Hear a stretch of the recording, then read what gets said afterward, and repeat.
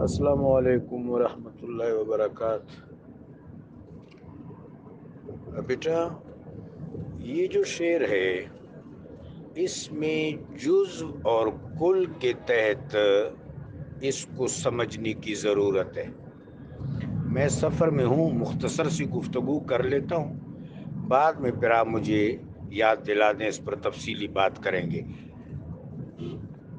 جزو اور کل، جزوی فضیلت اور کلی فضیلت، یعنی سیدنا یوسف علیہ السلام کے حوالے سے بات ہوئی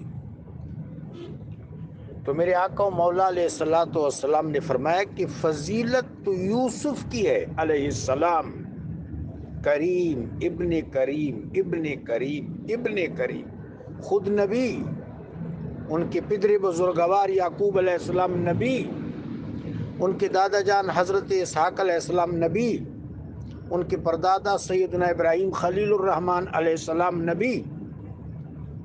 لیکن اب یہ جزوی فضیلت ہے، کلی فضیلت تو میرے آقا و مولا صلی اللہ علیہ وآلہ وبارک وسلم کو حاصل ہے۔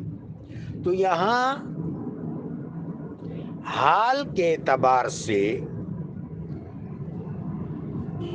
حضرت خواجہ نظام الدین اولیاء رحمۃ اللہ علیہ کی فضیلت بیان کی گئی ہے، یہ جزوی فضیلت ہے۔ کلی فضیلت بہر صورت سیدنا خضر علیہ السلام اور سیدنا حضرت عیسیٰ علیہ السلام کو حاصل ہے، ظاہر ہے وہ انبیاء ہیں علیہم السلام۔